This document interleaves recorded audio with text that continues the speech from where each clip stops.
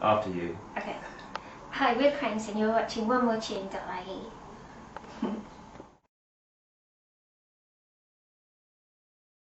I think we've had different phases of the group, and it's not the same lineup now that it was 20 years ago. We have different people in the group, and I think that's helped to that's definitely helped us to continue, because I think like there were 4 of us for the first 5 or 6 years, and then we kind of split up and had a break for 3 years, and then Ben. Sorry, I was going to say Matt left and Ben joined. But yeah, Ben joined, and Johnny, our other drummer, joined, and around about the year 2000, and then the group started again in it like a new phase, and so I think there's definitely been 2 sort of distinctive parts of our career, and I don't think we would have continued for as long if we hadn't sort of stopped and had a break and then new people joined. It was almost like a new group in a way, but as you say, because Jim and I are brother and sister, I think that's the link that's kept us together for so long. Well, around about 2004, when we were writing for the Particles and Waves album, I started to read some books about, well, I read A Brief History of Time by Stephen Hawking, and Jim was also reading similar stuff, and both at the same time we both got really interested in, because I'd never been interested at all in physics or chemistry at school, but suddenly I got really interested in how things work and how things in space and time, like there's echoes between how things work on a massive level and how things work on a microscopic small level, and Jim and I just both got really interested in that for a while, and that we used some of those ideas as a theme for the Particles and Waves album, and then it followed through into the Cranes album as well, and so we just wanted to because a lot of our songs in the past have been about personal things, and for those 2 albums I think we wanted to just make it not be particularly about ourselves but about the wider world and just about ideas about things like that, but which relate to us.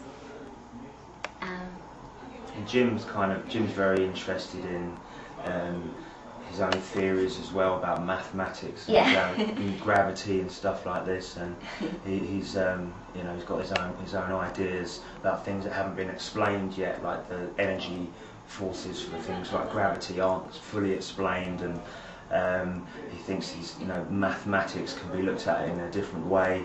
I don't fully grasp sometimes exactly what he's getting at, but he does have his own theories about stuff that's quite complex, I think.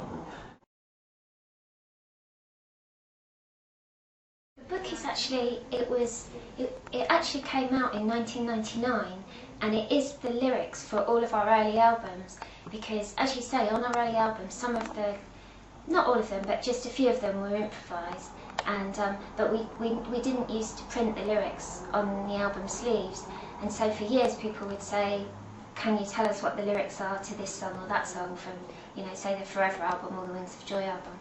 So around about 1999, 2000, I just sat down and listened. I had to listen to the albums myself because I'd almost forgotten what they were, and I just listened and I sort of wrote it all out, and we made this little handmade book, and originally we just made 1,000 copies about 10 years ago, and they all got sold, and then but people keep asking for it, so every now and again we make a small batch of, you know, 50 or 100 books, and so we just made a few more recently, but it's actually, it is the lyrics to the first 5 albums.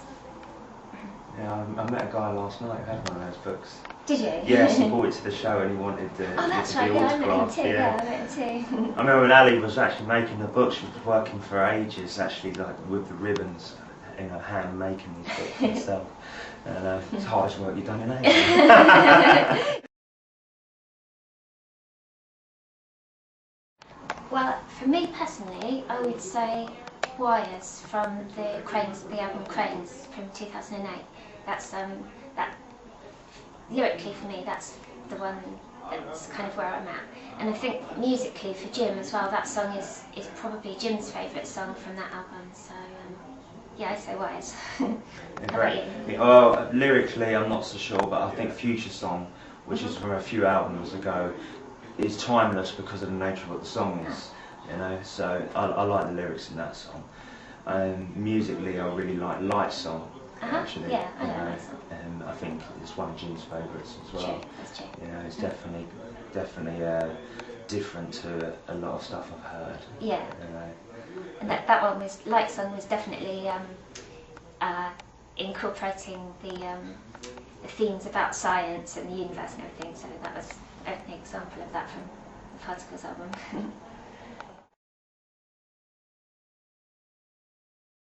It certainly wouldn't be you two. I know. Go on. I really like Glen Hansard and Marquetta. I think they're amazing. So yeah, I would love to meet them one day. I watched that film all the time once, and I've got their albums and things. So I love their stuff. We played with a band last night called Sleep Thieves. Oh yeah, very great. And the second to last song in their set really lifted me up.